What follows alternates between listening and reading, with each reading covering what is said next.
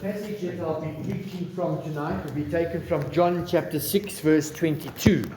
John 6, verse 22.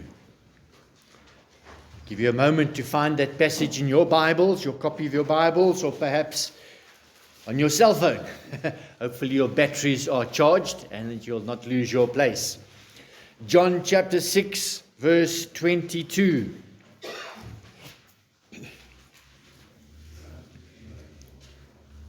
On the following day, when the people who were standing on the other side of the sea saw that there was no other boat there except the one which his disciples had entered, and that Jesus had not entered the boat with his disciples, but his disciples had gone away alone. However, other boats came from Tiberias, near the place where they ate bread after the Lord had given thanks. When the people therefore saw that Jesus was not there, nor his disciples, they got into boats and came to Capernaum, seeking Jesus. And when they found him on the other side of the sea, they said to him, "Rabbi, when did you come here?" Jesus answered them and said, "Most assuredly I say to you, you seek me, not because you saw the signs, but because you ate of the loaves and were filled. Do not labor for the food which perishes, but for the food which endures to everlasting life, which the Son of Man will give you, because God the Father has set his seal on him." They said to him, "What shall we do that we may work the works of God?" Jesus answered and said to them, "This is the work of God, that you believe in him whom he sent." Therefore they said to him, "What sign will you perform then, that we may see it and believe you? What work will you do?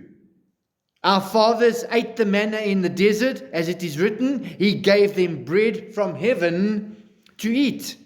Then Jesus said to them, "Most assuredly I say to you, Moses did not give you the bread from heaven, but my Father gives you the true bread from heaven. For the bread of God is he who comes down from heaven and gives life to the world." Then they said to him, "Lord, give us this bread always." And Jesus said to them, "I am the bread of life. He who comes to me shall never hunger, and he who believes in me shall never thirst." Well, Jesus at this time, let's just summarize the context of this passage. He miraculously had fed the multitude, the 5,000 women and the 5,000 men, and the Bible's silent in how many children there were. Thousands. And he fed them with the boys' lunch of 5 barley loaves and 2 small fish. What an absolute miracle. And still they had some doggy bags to take home. In fact, 12 baskets full. What an amazing experience. And then he sent the disciples off to be alone, and they were caught in a storm. And he knew that storm was coming up. And remember, Jesus walked in the water in that storm and came to them and told them, "Do not be afraid." And he stilled the storm. This amazes me because in the presence of a true miracle, when everything seems and is impossible, their response was, they were afraid. Think about it. I like that because our humanness recognizes the sovereign Lord as he interrupts our lives and our logic and nature with gracious gifts. Our appropriate response is fear, not familiarity, which I'm afraid has plagued the church over the last couple of decades. From my observations, some folk are very casual and familiar with God. You can see that, you can hear it in their conversations, and you can taste it in their lifestyle, including their commitment or lack of their commitment in laboring with the Lord as He builds His church. I love the way John highlights the crowd's logic. They recognized that Jesus did not go with the disciples. He sent them off in the boat alone. They saw that. And they asked, how did you now get to the other side? You didn't jump into any boat. Verse 22, on the following day, when the people who were standing on the other side of the sea saw that there was no other boat there except the one which the disciples had entered, and that Jesus had not entered that boat with his disciples, but his disciples had gone alone. How did you get here? Again, the miracles defy our logic, and we will not fully grasp what He does and how He does it. That may be where you are tonight. Are you perhaps one of the crowd who have had some fish and bread? You enjoyed God's provision, and you looked for Him to get more, just like the crowd. You seek Him because you ate of the fish and the loaves. Likewise, many people go and attend church services, watch YouTube services out of curiosity. They're not looking for the gift. Let me say that again. They're looking for the gift, not the giver. So here's the question for you tonight. What satisfaction do you crave?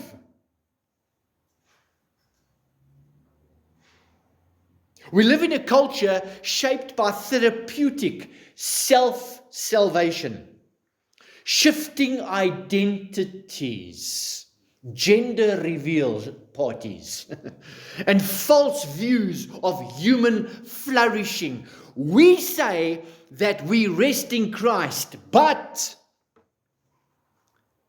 these people were hunting for Jesus. They were hunting for Jesus just like our generation. Jesus plus. Jesus plus some more fish. Jesus plus another doggy bag to take home. In verse 23, they came to Tiberias. Jesus was not there. Then in verse 24, they got into their boats and came to Capernaum. Looking. People do that today. They are spiritual grasshoppers, looking for fish and bread from church to church, preacher to preacher, channel to channel. And this is what Jesus said in Mark chapter 4. He said, seeing, they may see and not perceive. They see this miracle. They eat this miracle, but they do not perceive what's going on. And hearing, they may hear and not understand. What satisfaction do you crave? Some work so hard to get as much pleasure from life and accumulate as much riches as they can. Jesus sees that. Verse 27, he says, do not labor for the food which perishes, The Lord did not mean that they should not work for their daily living, but He did mean that this should not be the supreme aim of their lives. This is not their satisfaction. Should not be their satisfaction, indeed. Satisfying one's physical appetite is not the most important thing in life. Man consists not only of body, but of spirit. The invisible, our spirit soul as well. We should labor for the food which endures to everlasting life. Feed the invisible.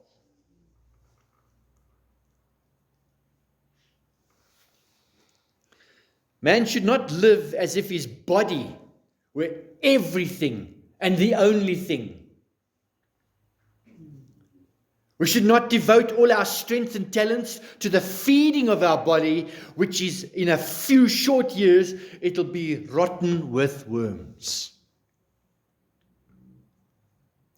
Rather, we should make sure that our soul is fed day by day with the precious Word of God. Jesus said, "Man shall not live by bread alone, but by every word that proceeds out of the mouth of God."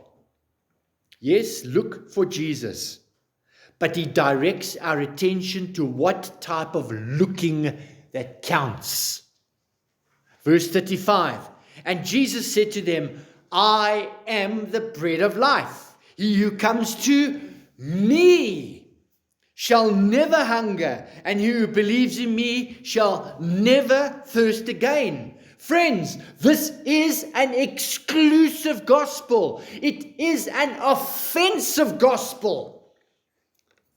How dare you say that Jesus is the only way? What about all the other religions in the world? Are you saying they're wrong? I'm not saying they're wrong. Jesus says, "I am the bread of life." Jesus says, "I am the way, the truth, and the life. No man comes to the Father but by me." If you've got a problem with that, take it up with Jesus. And do that tonight. What satisfaction do you crave? Jesus stated the truth simply, purely, and clearly. He said, He is the bread of life. He is the satisfaction that is worth pursuing. Those who come to Him find enough in Him to satisfy their spiritual hunger forever. If you have indeed tasted Christ, you'll never hunger again. What does that mean? Tasted Christ. You take a finger and you chew it and that's all right. It means if you have indeed tasted true repentance, if you indeed have tasted the liberating, saving grace of Christ, if you have indeed tasted His washing, forgiveness of your sins, translating you out of darkness into light, if you have indeed tasted His grace and His mercy, His kindness, you will never hunger again. Why do people turn from Christ? They did not taste Him.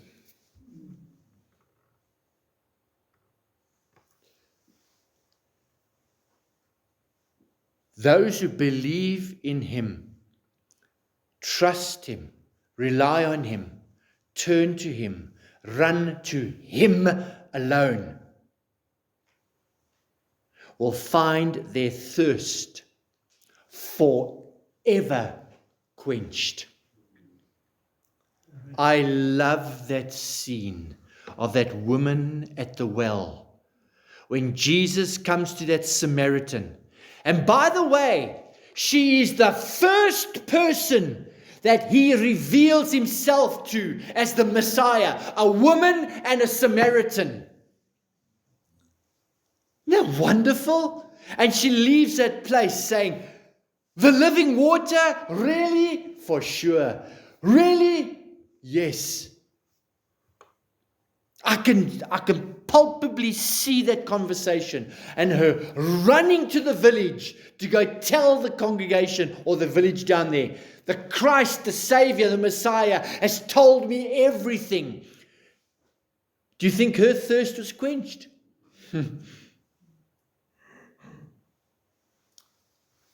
Nothing can satisfy our hunger or thirst but Jesus. He is our bread of life. The world craves satisfying their spiritual appetite, and they eat everything else but Christ. The message is simple. He who comes to me shall never hunger. He who believes in me shall never thirst. This reminds me of the theological concept of the sufficiency of Christ. The doctrine of Christ as being so watered down in recent times. This doctrine emphasizes our utter completeness and adequacy in Christ. He is our adequacy. Yes, you believe that there is no salvation except through Christ. Okay. But I am asking, is he your sufficiency? 2 Corinthians 12 verse 9. 2 Corinthians 12 verse 9 says this.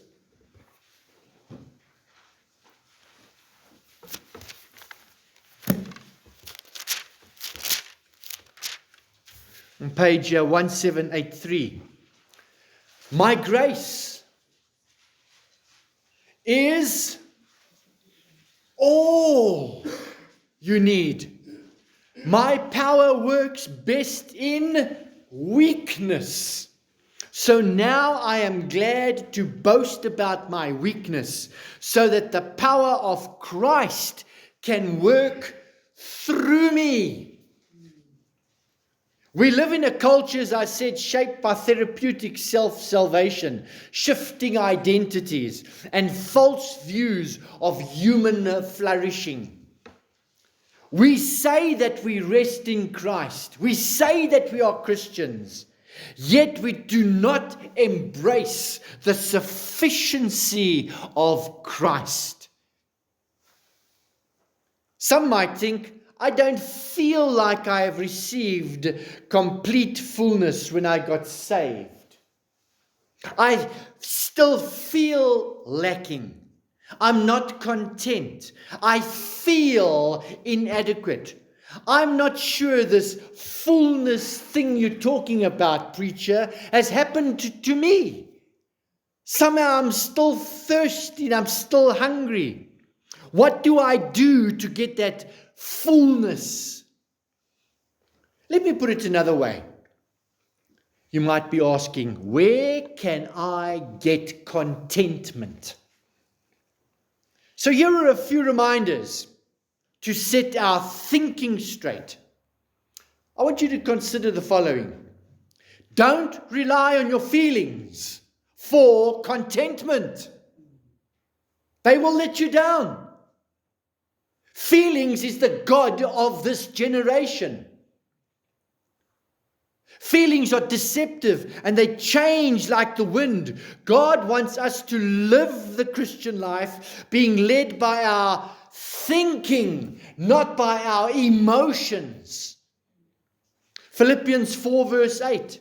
You can take these verses down and don't have to turn there, but I'll just read them to you. Take them down and they really are worthwhile, something to meditate and think about during your devotions this week.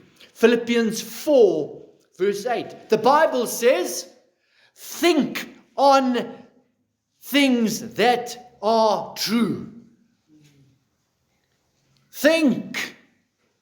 Matthew 22:37. Matthew 22:37. Love the Lord your God with all your feelings. No, with all your mind. Colossians 3 verse 2. Set your mind on things above. John 8:32. No. Think on the truth, and the truth shall set you free. I encourage you to have your thinking govern your feelings. When your feelings tell you to feel this way, hey feelings, get in line. Your emotions are supposed to result from your thinking on truth. Your emotions are not supposed to drive your thinking. Be more disciplined in your speech and refrain from saying, we should get this out of our vocabulary, I feel, when it is inappropriate. It's never appropriate to say, I feel such and such, when it is in conflict with a stated truth from God's given scripture. To desire more of Christ's fullness as though his provisions are lacking is evidence of discontentment. Your thinking is not right. You want contentment? Think on these things. Meditate on them. Christ has provided everything we need to live a life that pleases God. Our problem as sinners is not that our resources in Christ are lacking. Our problem is that we fail to appropriate, to embrace, to arrest, to grab hold of the resources already given to us. We should desire to experience more and more of Christ's fullness as we walk in obedience. I love that song. You know, when I think about the cross and I think about that thing, those things, Lord, that you've done, I'm in that place again.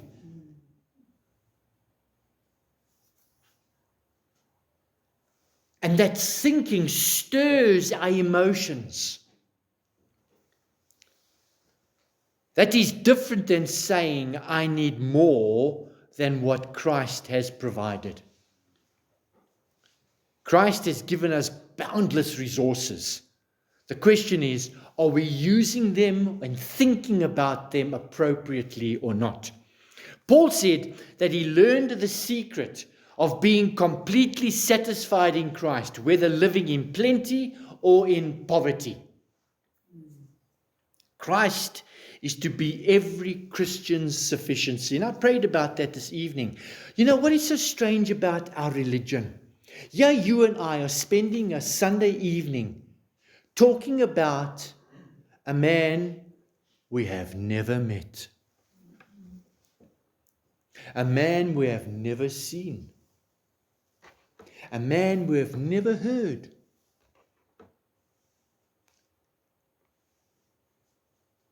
And yet, strangely enough, our hearts by the Spirit of God are drawn to this Savior to worship him. And he is our fullness. I cannot explain that. That's our living hope. The degree to which you are totally satisfied by Christ in this life is a clear barometer of your spiritual maturity.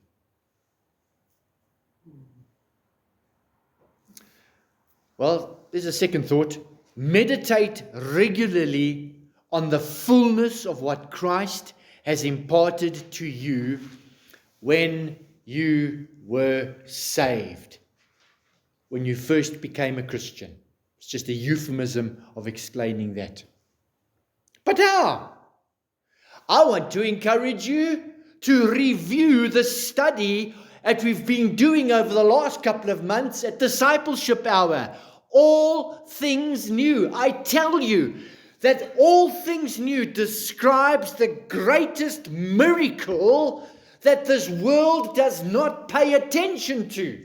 We have forgotten all things new, the great and wonderful miracle of our conversion. And we don't meditate on that. Do you think that honors Christ? You're secure in Him. You're adopted into His family forever.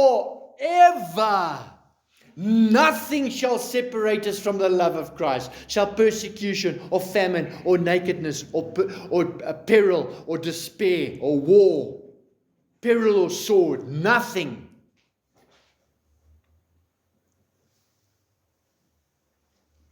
God gave us His Holy Spirit to live in us, empowering us for life. A fulfilled life in Christ in this fallen world. I read a book recently about some martyrs and this young teenage girl in Scotland.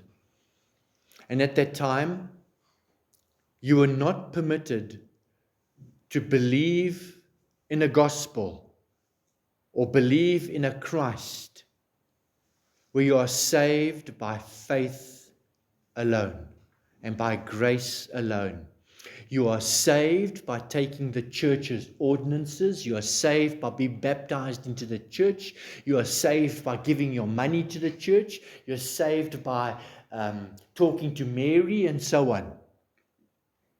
And many people today, the vast majority of our population, believe in being saved by keeping their ancestors happy. Many people over here think they are saved by keeping their mother and father happy or keeping hulle vrou lief of hulle man gelukkig and just come to church and just put on this facade, this mask that I am saved. And so she refused to do that. And so they put her against a stake in the shoreline of the sea. And as the tide came in, she refused, and the tide came to her chest, came to her mouth, came to her body, to her head, and there she drowned, refusing Christ, my sufficiency. That's just one example of a young person who would embrace Christ.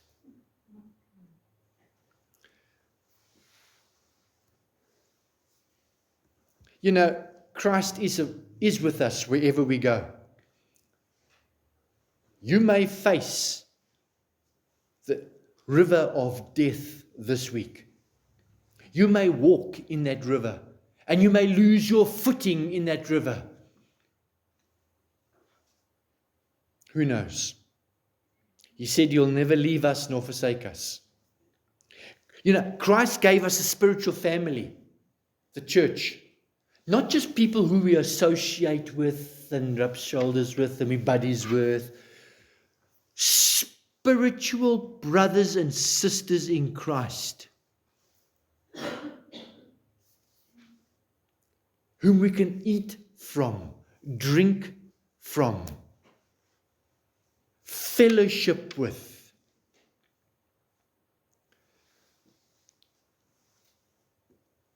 And this provides us with all our social and our relational needs. Yet, some Christians still need friends of the world and go do those things and get satisfaction out of that. Help me. Am I the only one here that has a problem with that?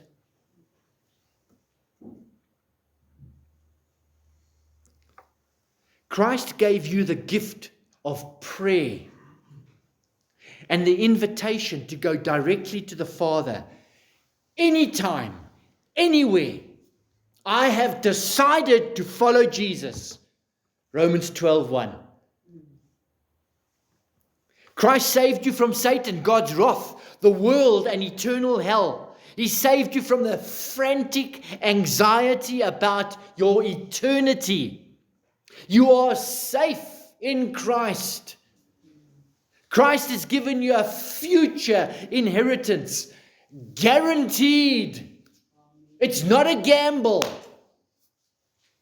Christ has promised a perfect resurrection body and an eternal physical life. I want you to pinch yourself. And one day when you're in heaven with your glorified body, remember that pinch. It's the same body yet glorified for all eternity. Which makes me fear those who are resurrected, not to life, but to eternal separation from Christ. They will feel that pinch. They will thirst and never be quenched, with the flames licking at their bodies. I cannot imagine the despair of that scene. Well, He has already given you spiritual eternal life. Christ has given you the scriptures, the very word of God. He's given you God's thoughts written down so that you may know that you have eternal life. You can know truth and live the life in a way that pleases God and satisfies the soul. Christ's blessings of fullness are non-stop and too many to count. The problem is that we fail to see the fullness Christ has already given us. We need one another to remind ourselves. We need meetings like this to stir within us the hope that's in us, our most holy faith, and to be encouraged. So, Christian, meditate deeply on that blessed truth that you have already been given the fullness of Christ, that is experienced and evidenced in an ongoing manner. Is this true of you? Every day, through one heavenly grace of goodness compounded upon another. What is the result of being satisfied in Christ? What is the result of being satisfied in Christ? Listen to my grammar. Satisfied by Christ? Satisfied in Christ. It is the fuel that we need to become more Christ-like. What satisfaction do you crave? Is becoming like Christ your goal? Now, I've just reminded you of a couple of things to think about. Truly, the rest is up to you. Think about these things. In fact, you know the answer to that question in your heart of hearts. You know. Where is your contentment tonight? That's the question. I am the bread of life. He eats of me, will never hunger. Drinks of me, will never thirst again. You know what you're drinking. You know what you're eating. Is Christ your contentment? Amen. Well, Father, we thank you, Lord, for our Savior Jesus. We thank you for the challenge that we have when we read his words and his life, his miracles. We thank you for his ministry. Holy Spirit, we thank you for our Savior Jesus Christ. We thank you, Holy Spirit, for bringing us to Christ, bringing us to the Father through Christ, for baptizing us into Christ. Oh Lord, there's just so much of this inheritance in Christ that we are so thankful and grateful for, that we are so secure. even the youngest amongst us, can leave this place knowing Jesus is my Savior. Jesus alone. Jesus of Nazareth. Jesus, the King of the Jews. Jesus, the Son of God. Jesus, the Son of Man. Jesus, the soon returning King of Kings. Jesus, the Lamb slain for me. What a wonderful thought to think on these things. Amen.